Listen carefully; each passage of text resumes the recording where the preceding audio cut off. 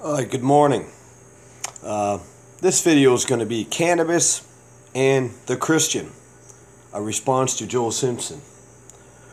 I'm basically doing this off virtually no sleep whatsoever.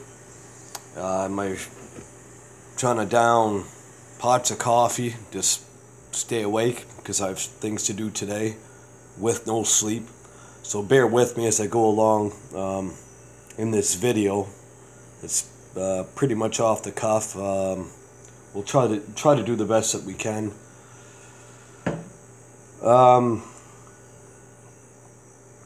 But basically, how this started, and I'm gonna give a basic understanding from me to start things off. Cannabis and the Christian. But the background is Joe Simpson is making contradictory statements that he believes there's nothing wrong with smoking pot. He says it's better than alcohol. But then he's getting after me for smoking it because I did it once on cam, which I shouldn't have, I admit. So there's some contradictory statements here, but just the background. I don't have to read this right now, so my eyes can barely focus with the trifocals. Joe Simpson, I'll just start with the cannabis and the Christian idea. He agrees that moderation. I posed the question in Barry's group, and I reread the comments on Aaron Tyler's.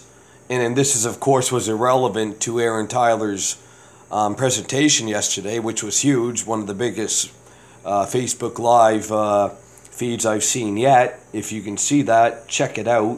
It's on my page. It's on Barry's page and Aaron Tyler's page. He did a bang-up job. One of the best refutations of full preterism I've ever seen. So yeah, Joe is giving contradictory statements. Now, as for alcohol and the Christian, some denominations say abstinence, like a lot of Pentecostals, the Mormons, Seventh-day Adventists.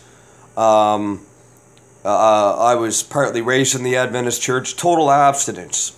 But biblically, we know that abstinence is a joke.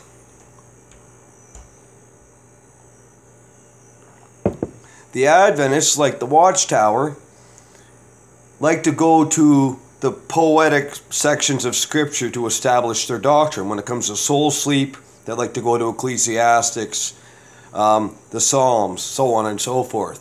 When they want to prove abstinence, they'll go to Proverbs. Not the Jehovah's Witnesses, the Watchtower, they believe you can drink in moderation, but the Adventists, when it comes to Proverbs.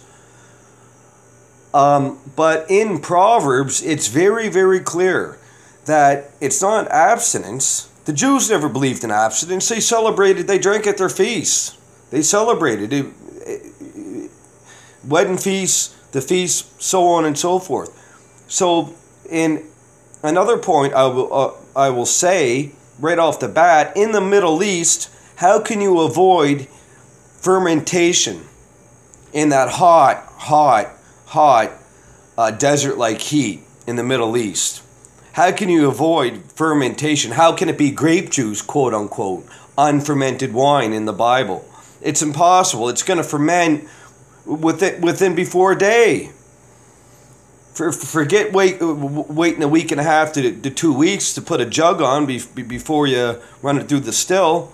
No, this was fermenting very, very rapidly in that heat, very rapidly. I did a lot of brewing myself over the years and run and shine.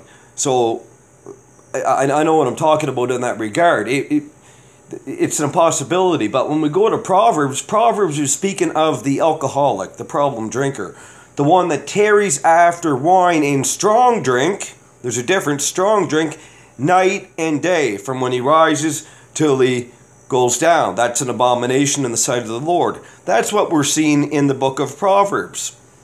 Not abstinence, but an alcoholic. That's sin, yeah. when we get to the New Testament, John chapter 2, the wedding there, Jesus' first miracle, fills up, I forget how many, it's over 100 gallons of wine. And it's fermented wine. And what did the gentleman say that got up?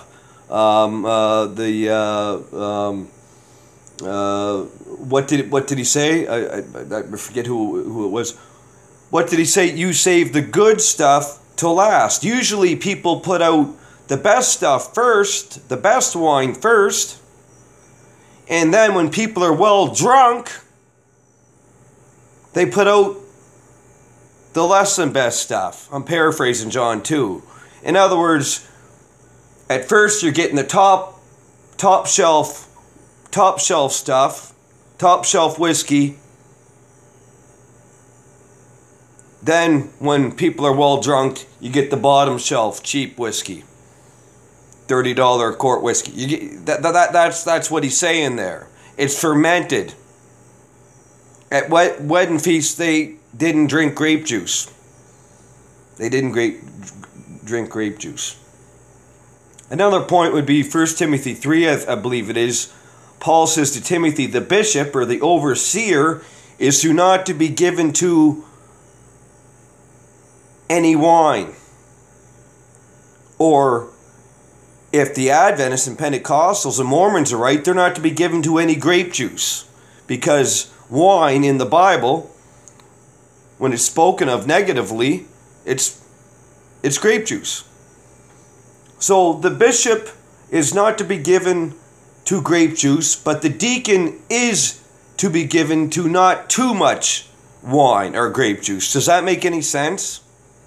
If it's unfermented, that the elder, the overseer of the church, is not to be given to too much, or not to be given to any wine, any unfermented wine with no alcohol in it, which is grape juice, but the deacon can be given to a little bit of grape juice. Does that make sense? That's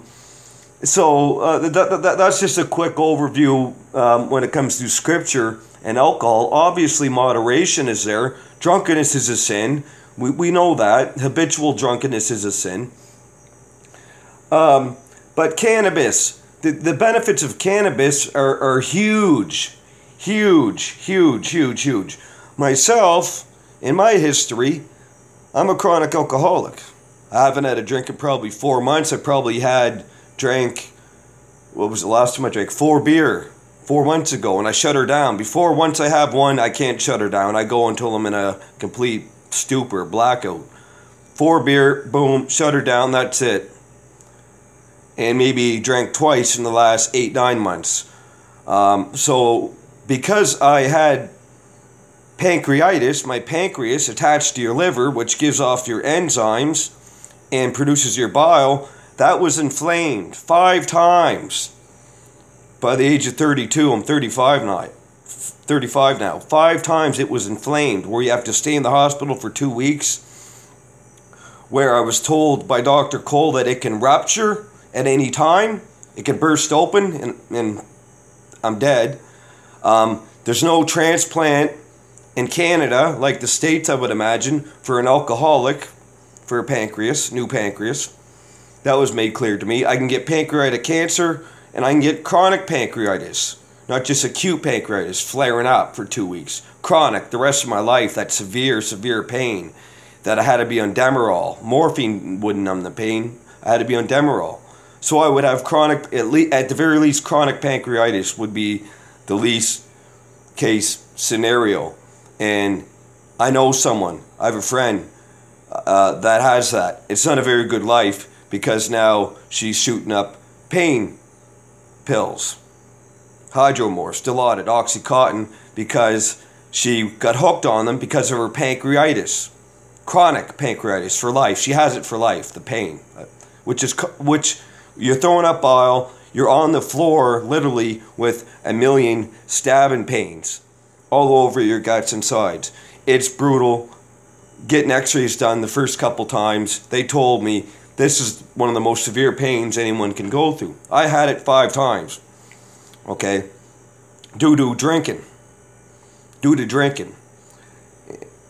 By 32. So I know a little bit about drinking. That is sin. Habitual drinking. I made the bottle my idol. But smoking weed as a Christian, is that a sin? Even if I didn't have a problem with alcohol, even if I didn't have post-traumatic stress, even if I didn't have bipolar, which I was diagnosed with after my 5th time with pancreatitis, they said, we got to get this guy checked out. We never seen someone with pancreatitis 5 times, especially by the age of 32. So they diagnosed me with bipolar because they knew something was wrong. Me escaping from the hospital after coming out of a coma. I drank myself into a coma, died, revived. Over a minute, my breathing stopped. Into the hospital for 2 or 3 days with a coma. I tried to escape. Cops came, brought me back in. I escaped, went on a drunk for 2 weeks. I was back in for the 5th time with pancreatitis. That's how serious of a problem I have with alcohol. The old saying, I would say, I'd get a bottle of J&B whiskey or Jameson. I love whiskey. Take the cap off, whoever I'm drinking with, friend, whoever. Throw it in the corner. I'd literally throw the cap in the corner because I say I don't need that anymore. And I could do with any alcohol, just like water, because that's just the way it is. And so, what is better? What would be the better scenario? Because of my issues with post-traumatic stress, with bipolar and alcoholism, what would be the better scenario? Me to smoke weed where I can function? I can go out and function? Or in a blackout stupor, committing gross sins, getting assault charges, fornicating all night long, fighting, very violent, aggressive, fighting and fornicating with anything with 2 sets of lips. So what's worse? Me having my scruples, smoking a bit of weed, which obviously no one ever overdosed from, no one ever died from cannabis. But how many thousands die in Canada? Tens of thousands or more a year. My grandfather died at 54, pissing out blood, cirrhosis. His 2 brothers never made it past 60. Pissing out blood. They had cirrhosis. I have an uncle, one of my best friends. He has cirrhosis now and Hep C. And what is Jeff? He just turned 50 in November 7th. I have another Uncle Kevin, an alcoholic. I have other family members that I'm not going to mention. My whole dad's side of the family, chronic alcoholics. Cirrhosis is just inevitable. But pancreatitis ate me up. So cannabis, as a believer, I don't think there's anything wrong with it. Even if you don't have any major issues. At the end of the day, or not even every day, but a lot of people like to have a couple of glasses of wine, a couple of beers just to relax a bit. What's wrong with having a puff? What's wrong with that? There's nothing wrong with that. It's a herb. It's a flower. It's a flower. Now to some of my history, and I'm going to put a link there. My life, demons,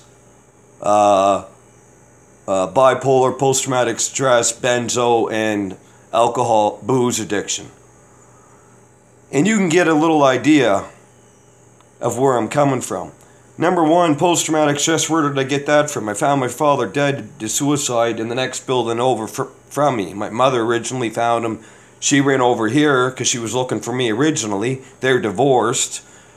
They didn't talk much or anything, but she was looking for me. She thought I happened to be over there at the time. She comes over here, tells me, I run over.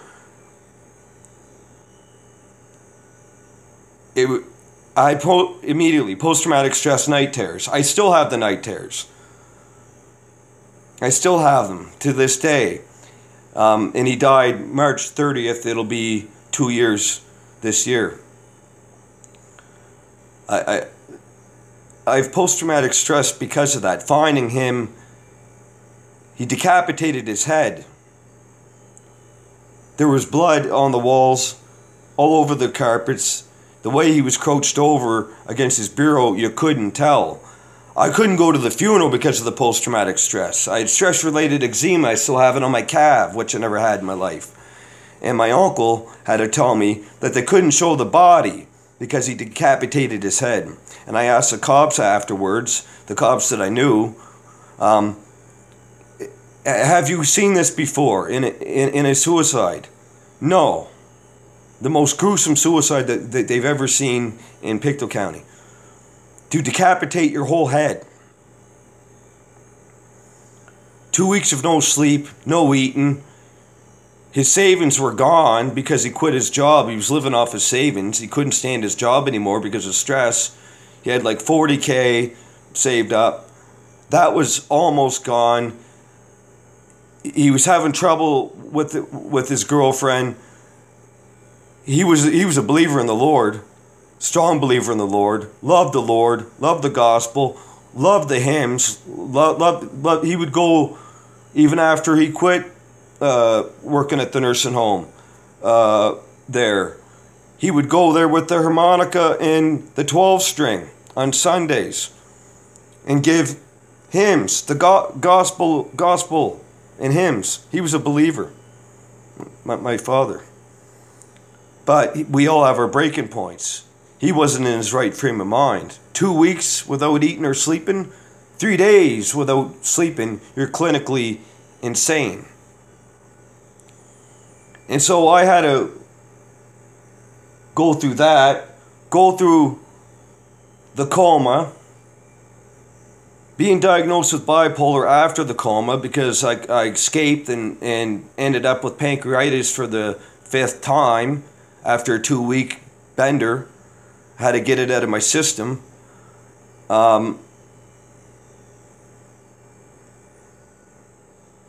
Being addicted to benzo beans. That's my sleepers. I'm on. I don't have the. Oh, right up here. Clonazepam. I was on Ativan 12 years ago, but my new doctor put me on the clonazepam because it's not as strong or as addictive supposedly. But I go through severe withdrawal from that, from being on it for so long. And people have noticed, and I don't notice, even when I did a video the other day, someone told me, my sister told me, when I was doing a video on Michael Miano, when I had my notepad there, I'm visibly shaken. People point this out to me because of the prolonged benzo use. I have a good friend, she's like that. My uncle's like that. I know other people that are like that.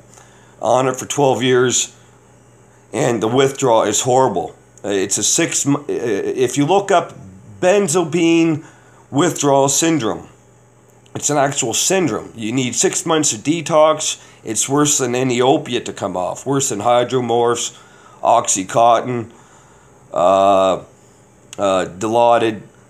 Worse than all of that to come off. I went through the withdrawal. I ended up in the hospital with the DTs, delirium tremors, seeing mirrors everywhere with old ladies in them, like an acid trip from the withdrawal, sweating, severe paranoia. You're starting to hear voices after a couple days. Your hands and arms cramp up to your elbow. I'm telling you, man. And one of the symptoms of this syndrome is that you actually think you're going insane. So this is just a little bit what Joel Sexton has to deal with on a daily.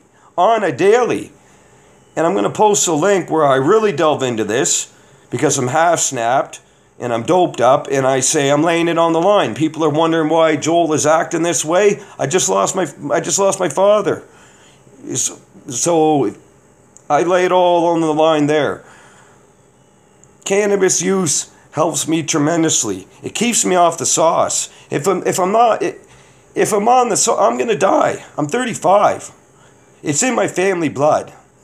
I 5 times pancreatitis. The next time it's gonna rupture or something like that. I can't take that chance. I don't want to take that chance. You know. So what do I do? What do I do? I'm going to smoke a bit of weed to relax. There's no sin in that at all. There's no sin in that at all. Biblically. Or you can't even make a theological case, in my opinion. So that's my response to Joe Simpson. And if anyone wants to delve into the workings of Up Here, I'll post a link. My Life in Demons. I did this a couple years ago. I think it was after my father died. What people are wondering, why is Joel on the cam drinking whiskey and doing lines and all this stuff? Well, yeah, I just found my father dead to suicide, blood all over the floor. I thought he had a gunshot wound or a head wound. I couldn't see his neck or anything. His neck was just probably hanging on because his forehead's on the floor. Fuck's sakes.